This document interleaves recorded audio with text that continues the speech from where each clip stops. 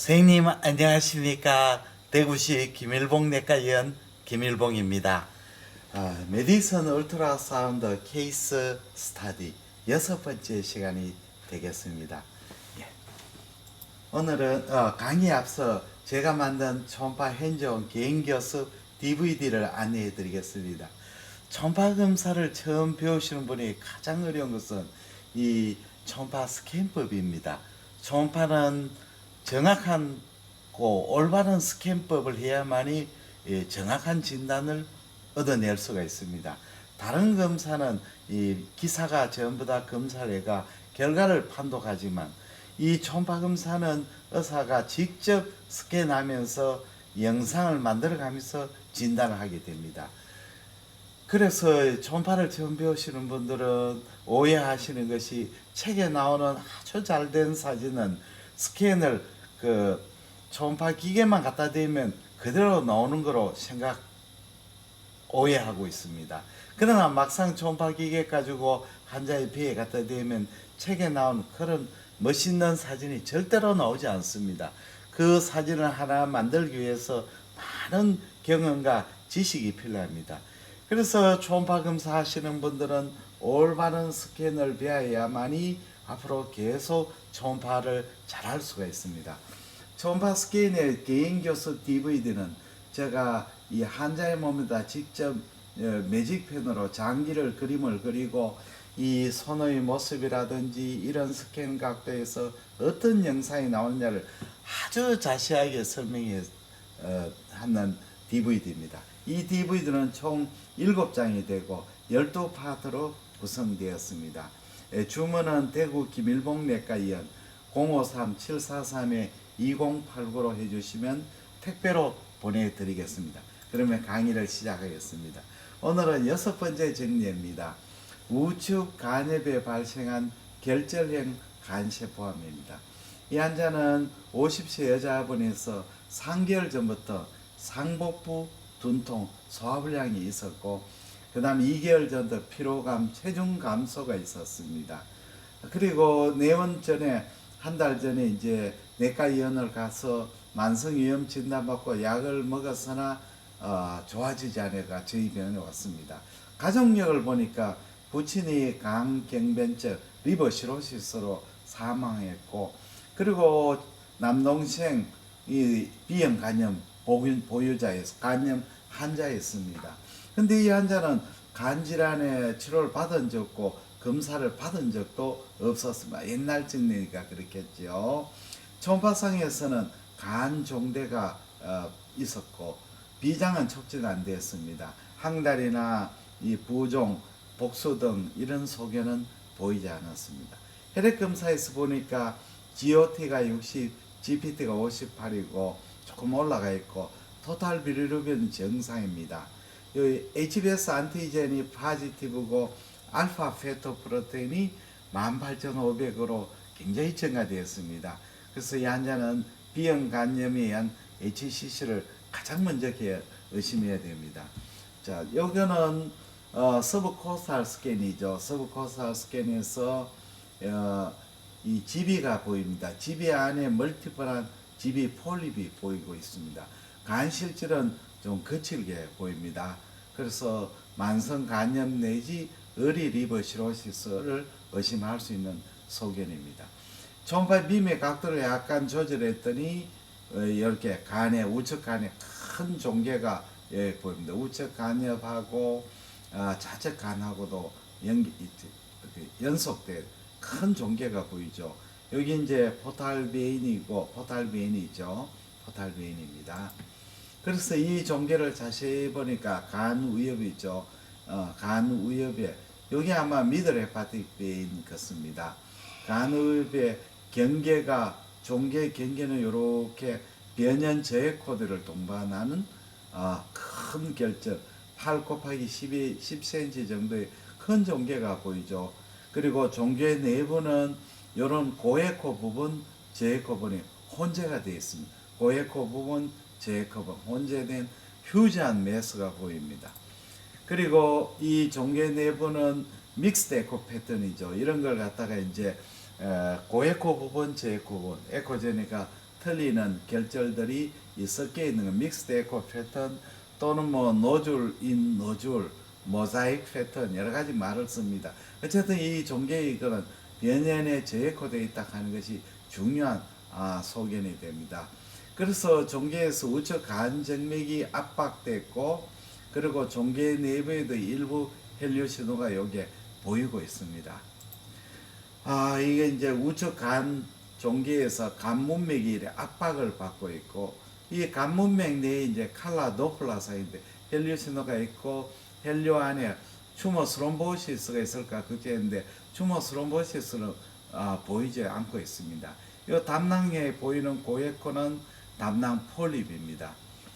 요 스캔은 서브코스탈 스캔이고 요거는 아마 오블라이크 스캔으로 생각됩니다.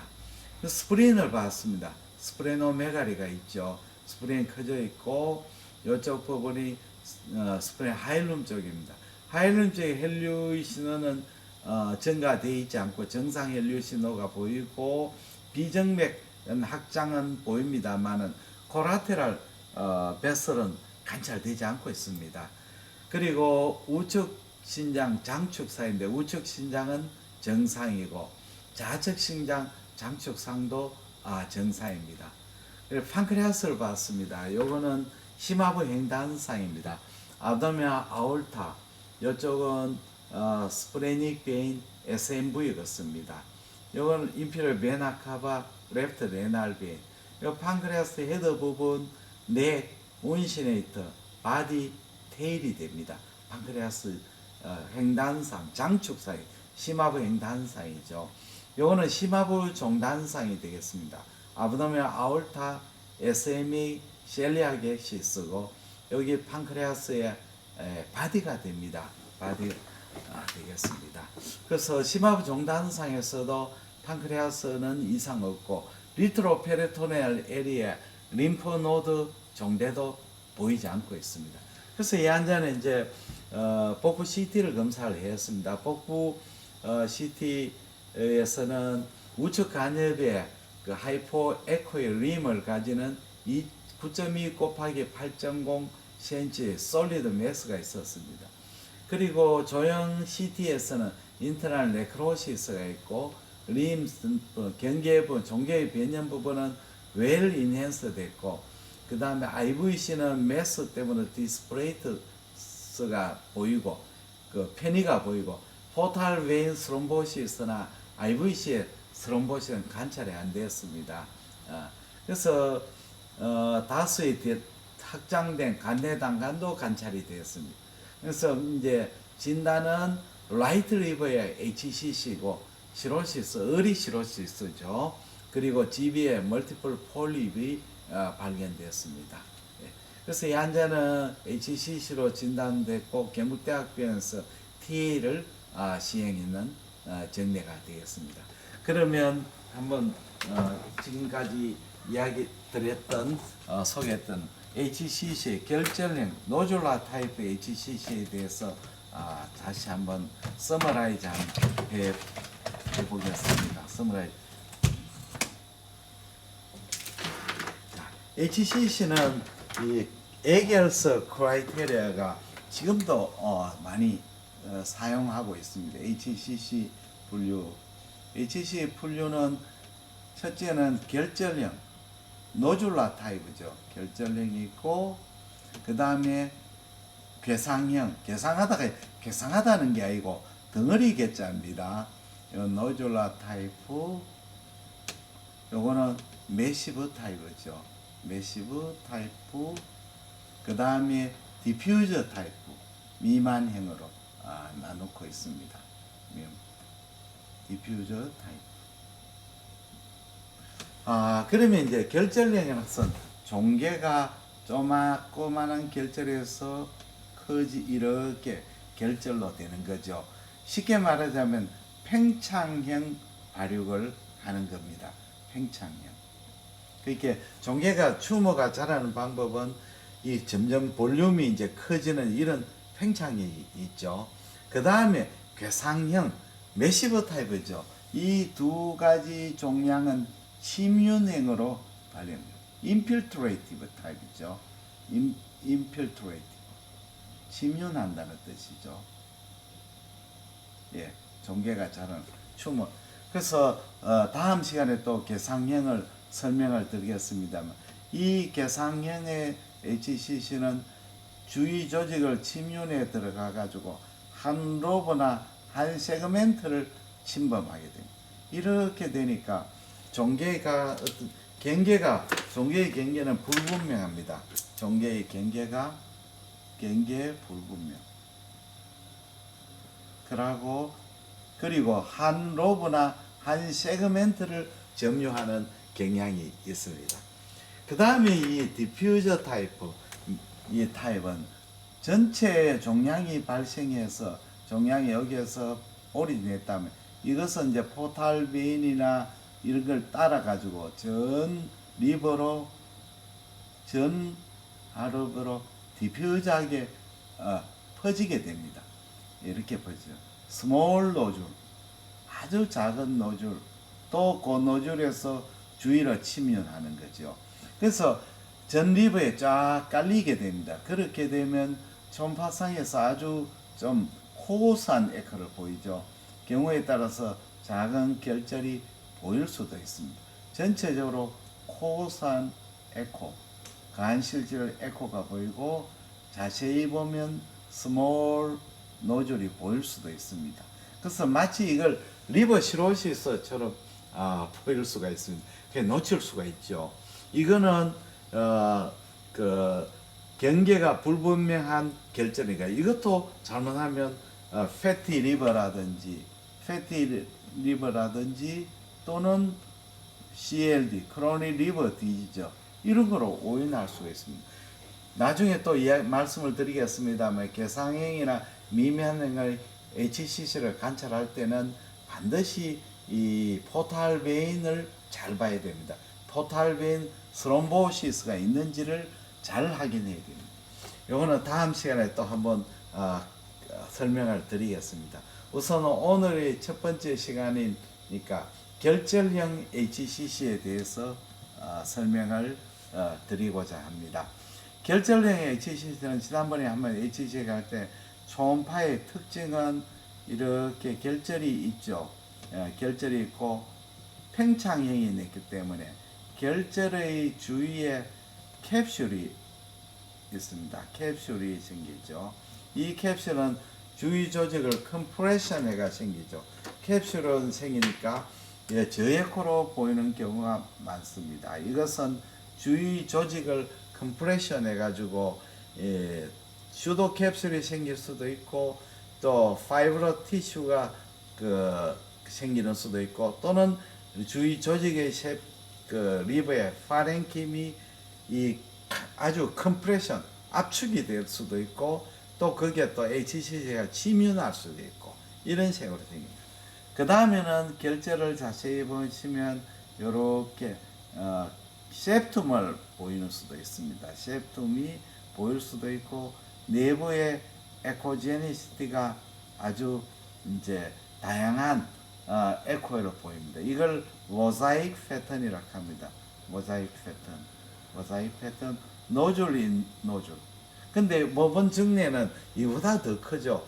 아주 휴지한 HCC가 되면 이보다 더 큰 요거는 3cm 이상 되는 HCC에서 보이는데 이보다 더 커져 버리면 이런 모자이크 패턴이나 그런 거는 보이지 않고 이렇게 엄청 크니까 안에 네크로시스라든지 다양한 변성으로서 아주 헤테로지너스한 그런 패턴을 보이게 되겠습니다.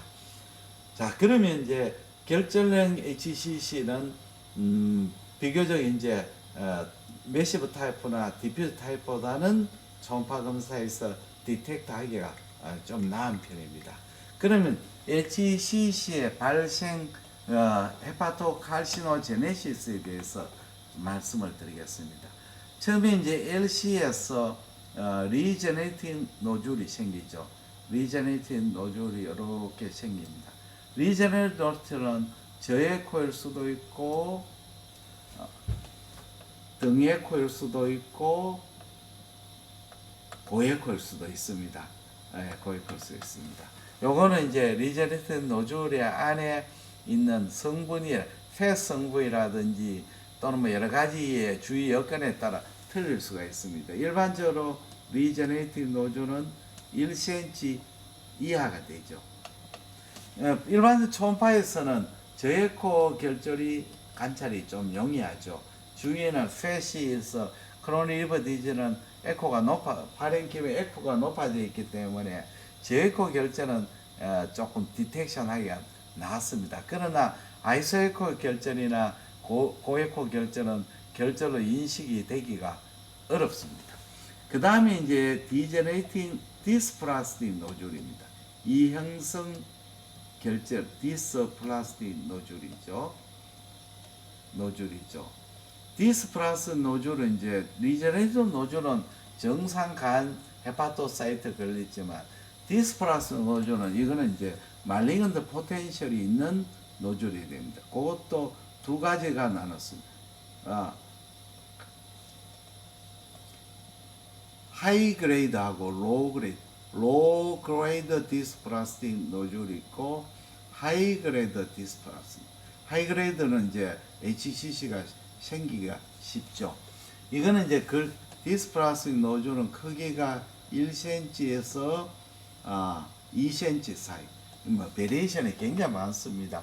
결절도 이것도 저에코, 등에코, 고에코 다 생길 수 있습니다.